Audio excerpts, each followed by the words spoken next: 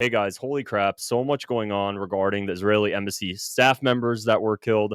So I wanted to make a whole separate video on this, particularly because one of my friends, he's an influencer, Guy Christensen, has been under crazy attacks by the pro-Israel Zionists because of what he posted on TikTok. He actually was headlined on the New York Post as well. So let's get into it. You guys might have seen Guy Christensen on TikTok, on Instagram, huge pro-Palestine advocate, and he made a video regarding the shooting. And he said that he doesn't condemn the shooting because of Israel's onslaught in Gaza and because of the fact that they were Israeli embassy staff members.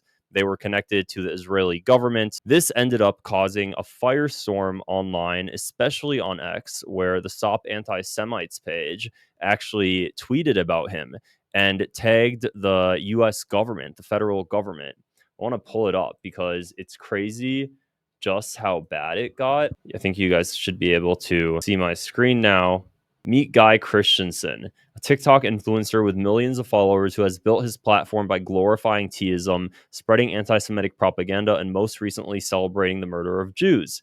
Here's what he had to say about the brutal slaying of Sarah Milgram and Yaron Lishinsky. I don't know how to pronounce his last name. Refuses to condemn the murder of the two Israeli embassy staffers. Claims it is wrong to label the killing as anti-Semitic terrorism despite the shooter's manifesto. Also, one of them, the guy was a Christian. He wasn't even a Jew, which is why Guy said it wasn't due to anti-Semitism. It was more an act of political violence. Smears Sarah Milgram and Yaron Lynchsky as war criminals, defends Elias Rodriguez as a resistance fighter, says he'll meet any pushback with greater resistance and escalation, praises suicide and self-immolation from individuals like Aaron Bushnell. This is not activism, this is incitement.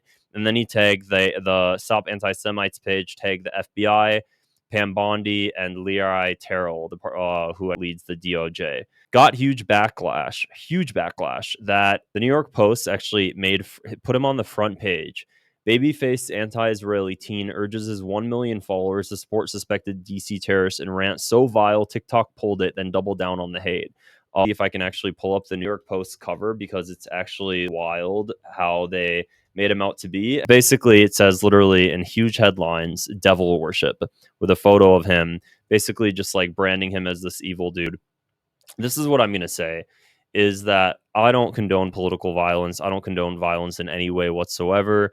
However, literally just within the 24 hours of that event happening, the IDF was shooting at diplomats in the West Bank, and it was getting a ton of media attention. And then this happened, and it clouded everything.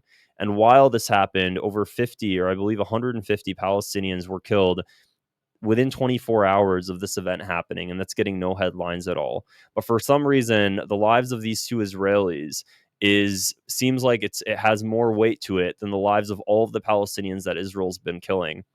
And what I'm going to say is this, is that they can keep branding this as an anti-Semitic attack. They can keep labeling this as an anti-Semitic attack, but it's actually only going to backfire on their ultimate goals, because this is the truth of the matter. The more the United States unequivocally stands with Israel, and the more the United States allows Israel to commit just war crimes in the Middle East, unrelenting, and the more the United States lets Israel go rogue, the more that there are going to be these fringe psychopaths in America. Not that I support it, but we just have to think logically about what's going to actually happen.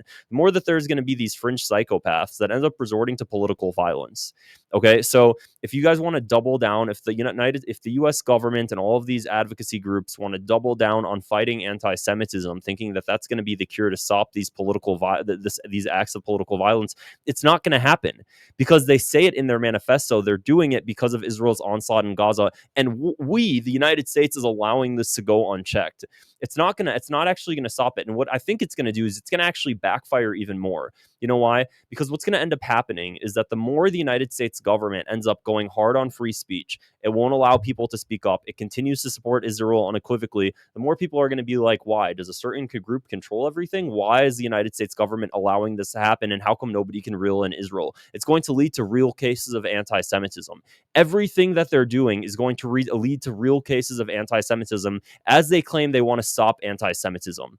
Okay, this is why it's so it bothers me so much. If we had a U.S. government that wasn't bought out by Israeli interests and the United States government actually did things in the best interests of the United States, then none of this would be happening.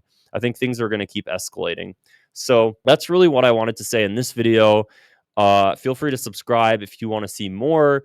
This is one of my first YouTube videos, so it's all practice here, and I haven't done too many long form videos before. So hopefully you guys just continue on this journey with me as I figure out how to do these more professionally.